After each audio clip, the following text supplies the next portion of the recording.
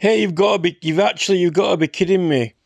So, this is pretty crazy. So, Magna Carta, there are 4 clauses apparently still in effect, right? And clause 13, this is the Magna Carta. Clause 13 speaks of ancient liberties of London, that they actually have to uphold and keep the ancient liberties, right? So I found the website, which actually someone else was looking into this, and they found someone did an extensive paper on it, and there's quite a lot on this, what these ancient liberties are, and some of them are that you can't be taxed in London and so forth. And they've got certain privileges not to be taxed around the rest of England, and they've got certain immunities from certain lawsuit appeals and so forth from the Crown. If they win, you know, the Crown can't come back. It's a little bit similar to the right to petition in a way, in some of it, but anyway, I didn't actually realise there's this Charter of Liberties, which is before Magna Carta, because everyone, even David Cameron, you know, used to go on about Magna Carta. We got a Magna Carta question, got a Magna Carta question.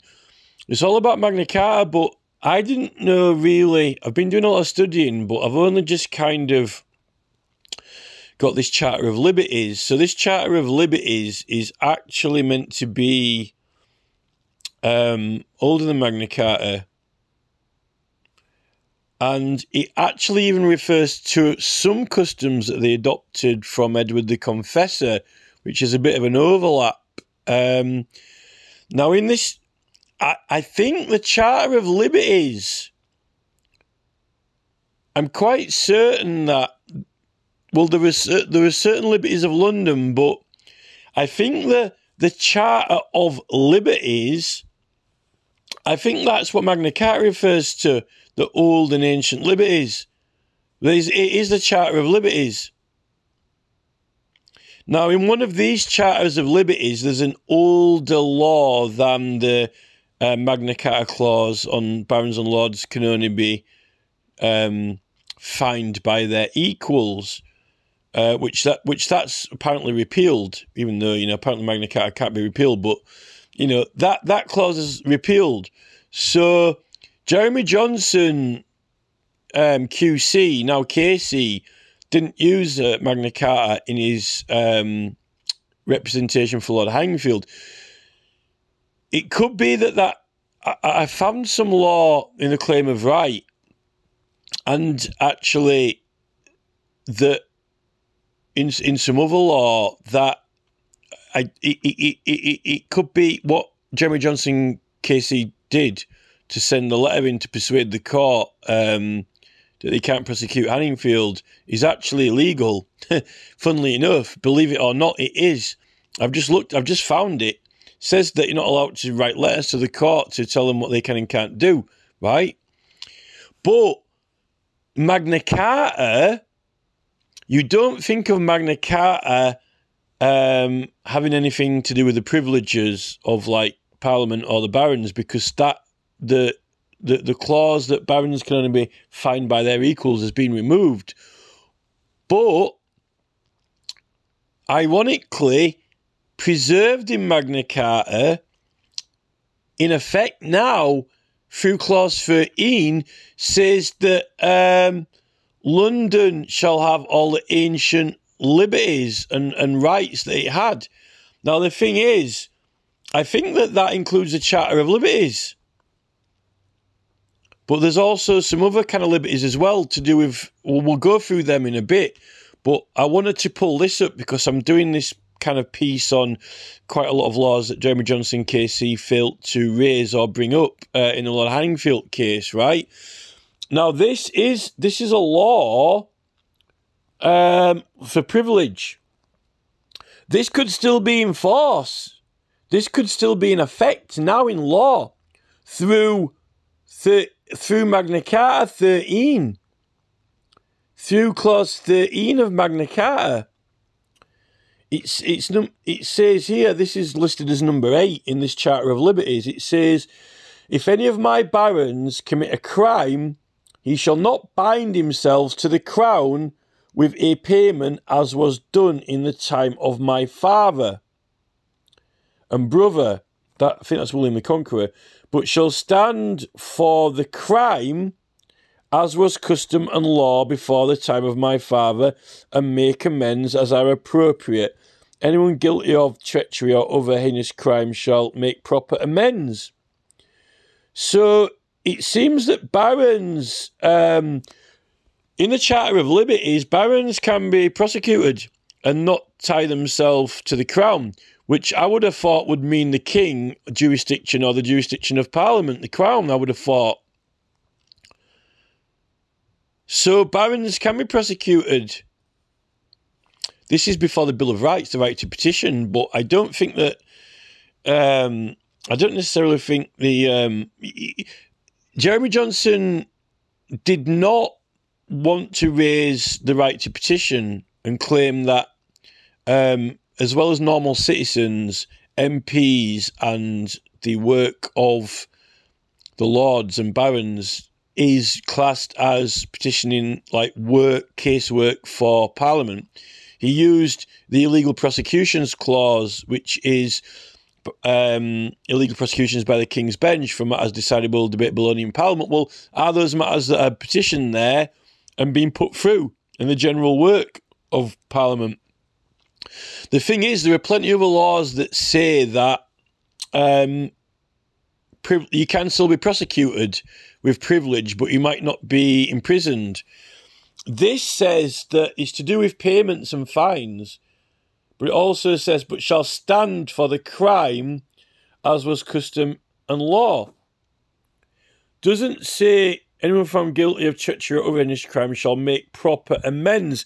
So they might not be able to be imprisoned then, which is suggestive in some of the... I've got quite a lot of laws on this now. I've got quite a few laws on this. But it says they'll still stand for it. So that means that Hanningfield really should have stood for it, although he did stand in court, but they got him out. But that letter, that email from Jeremy Johnson KC shouldn't have got him out of there. He could have stood for the crime and been prosecuted, but I don't think they can be put in prison. But they can make amends for it or pay fines, money back. So I would have thought Jeremy Johnson KC, being a Queen's Counsel at the time, you know, he works in chambers. He's now been admitted to, you know, he's Judge Jeremy Johnson, KC, not QC, and he's judging one of the most high-profile cases this year, which is a Julian Assange issue, which has probably got the most public interest. And his representation is like 6 pages long, and of the last page is only 3 lines. And the only Old Institute law he cites is is the Bill of Rights, illegal prosecutions. But he doesn't even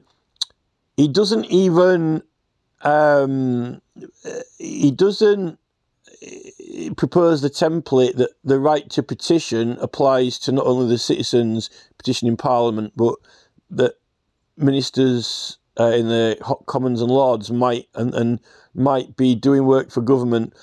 But I don't necessarily think they are, though, because it's just government standard work. It's not actually a case that the right to petition, I think, is meant to be like you're bringing it has to be a petition.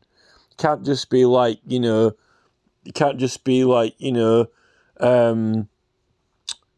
just normal day's work, because that's not a petition, is it? Like, you know, like doing the accounts is doing the accounts, you know. Minister of State, Secretary of State for Transport saying, you know, go put some road cones out. That's not a petition, is it? You know. So it looks like I think that Lord Hanningfield was a proper shambles. I'm really disappointed with Jeremy Johnson. I'd have thought he would have, like, in that paper, he would have collected together every scrap of knowledge of privilege that there are throughout the different acts, institutes and laws, and it would be a wealth of knowledge of all the different laws that have been and bases to compare them all.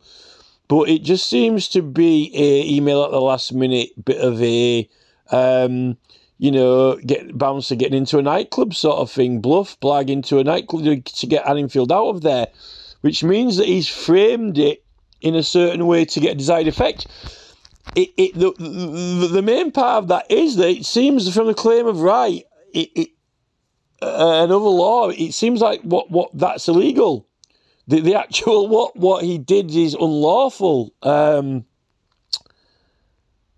It's actually a specific offence under and the claim of right is pretty much on par with the Bill of Rights, which is amazing.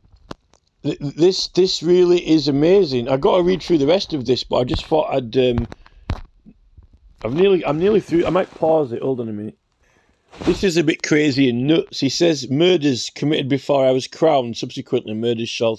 He forgives murders committed before he was crowned.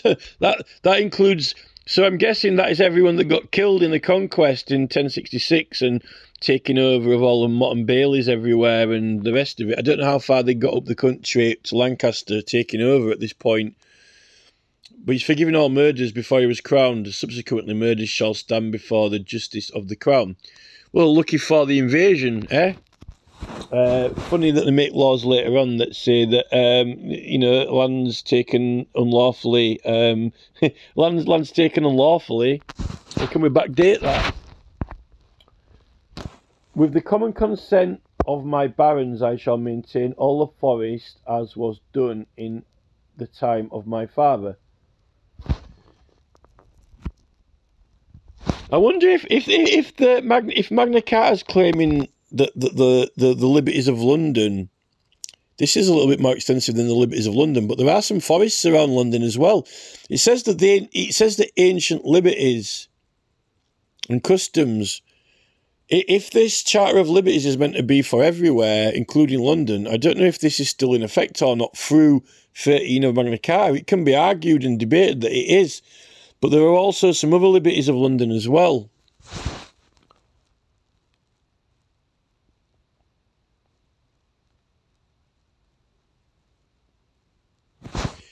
There isn't much time to maintain the forest, though. It's only 40 years, isn't it? In 1066, 1100...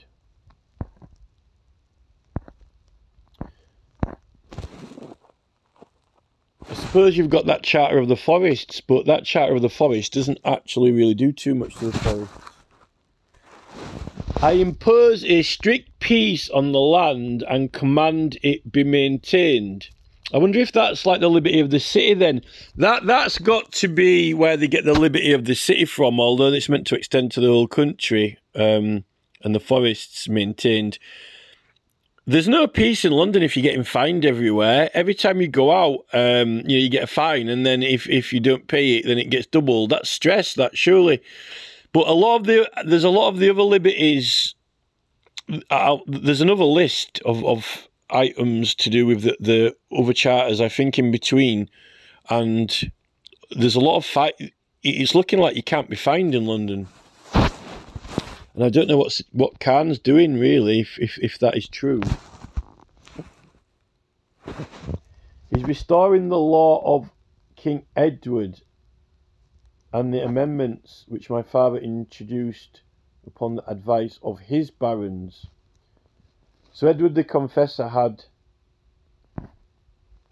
barons